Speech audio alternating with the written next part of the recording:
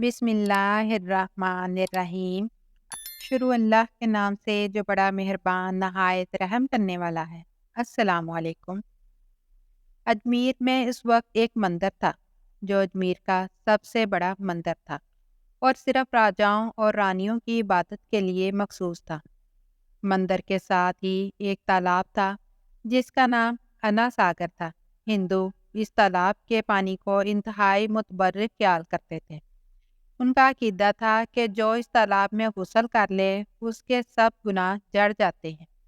کہتے ہیں اس مندر میں رات کو اتنے چراغ جلتے تھے کہ رات 3.5 من تیل ان چراغوں میں استعمال ہوتا تھا۔ ارد گرد کے کئی دیہات مندر کے نام تھے، یعنی ان دیہات کی آمدن مندر پر خرچ ہوتی تھی۔ مندر میں ہزاروں ملازمین تھے جن کا کام آنے والوں کی رہنمائی کرتا تھا کہ کون سا خدا بیٹی عطا کرنے والا ہے، کون سا دیوتا صحت و تندرستی کا مالک ہے اور کس مورتی کی پوجا سے دولت مہربان ہوتی ہے۔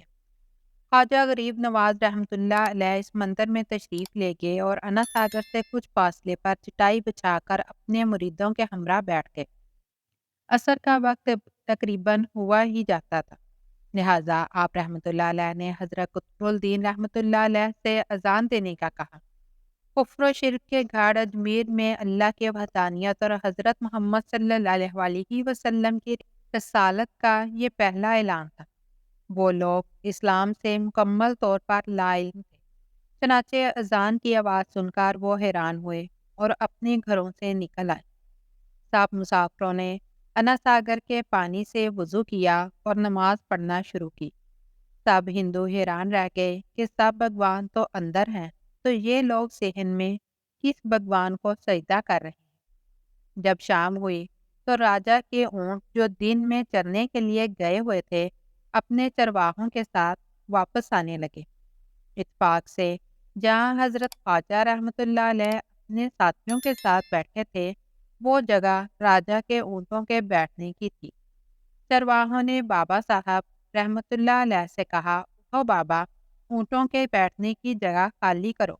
آپ رحمۃ اللہ علیہ نے فرمایا، اتنا میدان پڑا ہے، اونٹ تو کہیں بھی بیٹھ جائیں گے، کیوں مسافروں کو تنگ کرتے ہو؟ وہ نہ مانے اور مسلسل اصرار کرتے رہے۔ اونٹ اسی جگہ بیٹھیں گے۔ آخر انہوں نے بہت بدتمیزی کی، یہ راجا کے اونٹوں کے بیٹھنے کی جگہ ہے اور ادھر راجا کے اونٹ ہی بیٹھیں گے، تو تم لوگ کہیں اور ڈیرا لگا۔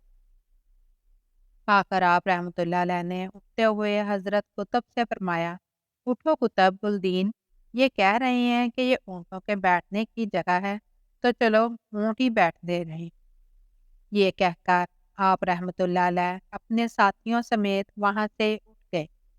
اگلی صبح جب اونٹوں کو چروانے کے لیے لے جانے کا وقت آیا اور چرواہوں نے اونٹوں کو اٹھانا چاہا اور انہیں پتہ چلا کہ اونٹ اٹھنے کے قابل نہیں ہے، انہوں نے اونٹوں کو مار مار کر زبردستی انہیں اٹھانا چاہا، لیکن وہ بیٹھے ہی رہے۔ چرواہے پریشان ہو گئے کہ جو اونٹ ان کے ایک اشارے پر اٹھ جاتے تھے آج کیوں نہیں اٹھ رہے۔ آخر انہیں یاد آیا کہ کل اس مسافر فقیر نے کیا کہا تھا کہ چلو اونٹ ہی بیٹھے رہیں۔ لوگ اکٹھا ہونا شروع ہو گئے۔ کوئی کہہ رہا تھا فقیر کوئی کامل جادوگر ہے، کسی نے خیال ظاہر کیا کہ کوئی بھگوان کا اوتار تھا۔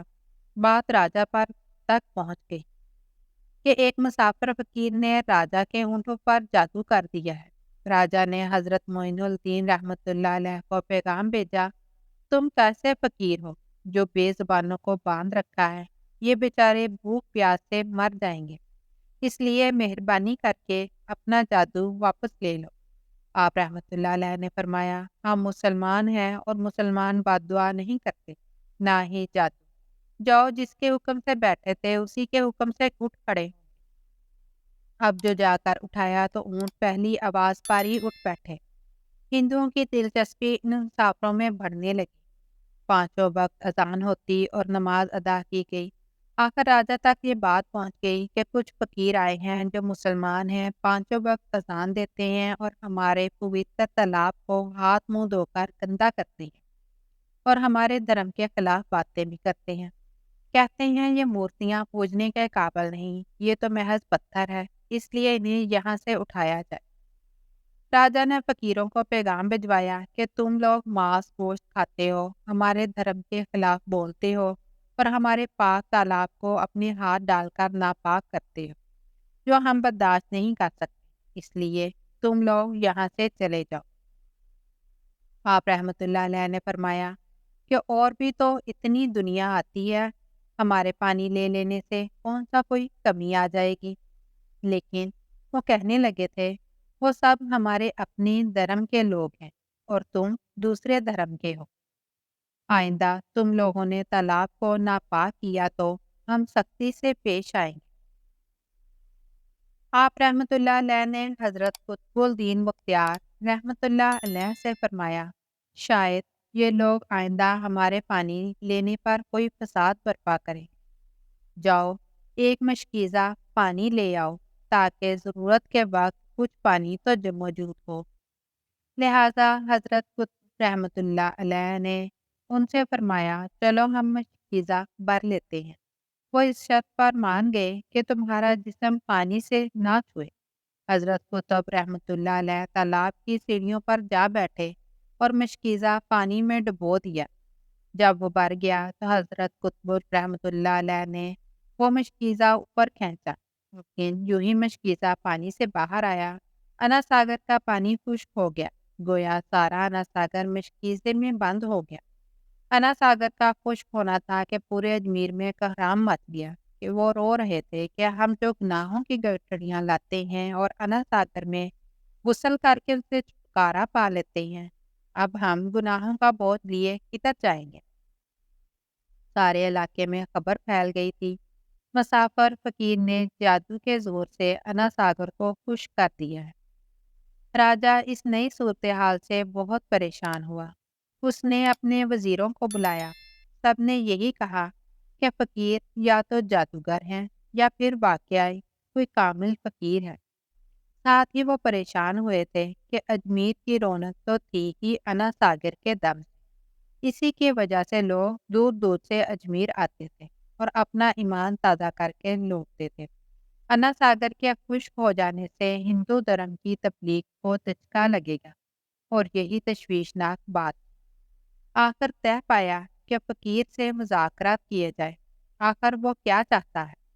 اگر اس کے مطالبات معقول ہوں تو تسلیم کر لیے جائیں، یا پھر سب مرد، عورتیں اور بچے جا کر فقیر کی منت سماجت کریں کہ لوگوں کو پریشانی سے نجات دلاؤ اور ہم پر کرم کرو۔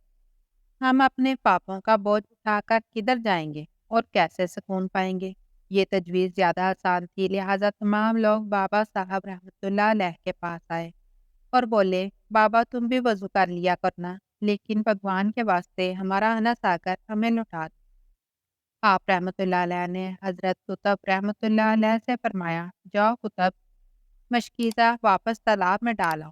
جو ہی مشکیزہ تالاب میں الٹا گیا، انا ساگر کناروں تک اچھل آیا۔ اس پانی نے کئی دلوں کو دھو ڈالا۔ ہندو قوم کی اپنی تاریخی کتابوں میں بھی ہندو مورخ اس بات کو تسلیم کرتے ہیں کہ اس شام 32,000 ہندو کلمہ پڑھ کر مسلمان ہو گئے، اور ہندو کے مسلمان ہو جانے سے ہندو پنڈتوں اور عام ہندوؤں میں بھی غم و غصے کا طوفان اٹھ کھڑا ہوا۔ وہ سوچ میں پڑ گئے تھے، فقیر اگر کچھ دن مزید ادھر رہ گیا تو دیوی دیوتوں کا نام لینے والا بھی کوئی نہ رہے گا۔ لہٰذا لوگوں نے راجا کو مجبور کیا کہ جلد کچھ کیا جائے۔ راجا نے مندر کے بڑے پنڈت رام دیو کو بلوایا اور اسے بابا صاحب رحمۃ اللہ علیہ سے مناظرہ رکھ کر جلد از جلد انہیں شکست دینے اور اجمیر سے باہر نکال دینے کا حکم دیا۔ رام دیو اپنے وقت کا مانا ہوا پنڈت تھا، جس کی علمی قابلیت کی دور دور تک دھوم مچی ہوئی۔ اس نے راجا کو یقین دلایا کہ جلد ہی راجا کوئی اچھی خبر سنائے گا۔ رام دیو بابا صاحب رحمۃ اللہ علیہ کے پاس آیا اور الٹے سیدھے سوالات کرنا شروع کیے۔ بابا صاحب رحمۃ اللہ علیہ نے خاموشی اختیار کیے رکھی۔ جب رام دیو نے حد سے بڑھ کر شور مچانا شروع کیا تو بابا صاحب رحمۃ اللہ علیہ نے اس کی طرف آنکھ اٹھائی اور مسکرا کر فرمایا، رام دیو تو شور مچا رہا ہے، اور میں تیرے ماتھے پر ایمان کا نور چمکتا دیکھ رہا ہوں۔ اس نگاہ اور لہجے میں نہ جانے کیا جادو تھا کہ رام دیو قدموں پر گرا اور روتے ہوئے بولا، بابا جس دھرم کے تم ہو اسی دھرم میں مجھے بھی شامل کر لو۔ سب لوگ جو مناظرہ دیکھنے آئے تھے اس کی کایا پلٹنے پر حیران تھے، اور رام دیو جو بابا کو شکست دینے آیا تھا خود مختوم ہو چکا تھا۔ اگر آپ کو ہماری یہ ویڈیو اچھی لگی ہو تو اسے لائک کریں اور شیئر کریں، اور مزید اچھی اچھی ویڈیوز دیکھنے کے لیے ہمارے چینل کو سبسکرائب کریں۔ اگلی ویڈیو تک اجازت دیجیے۔ اللہ حافظ۔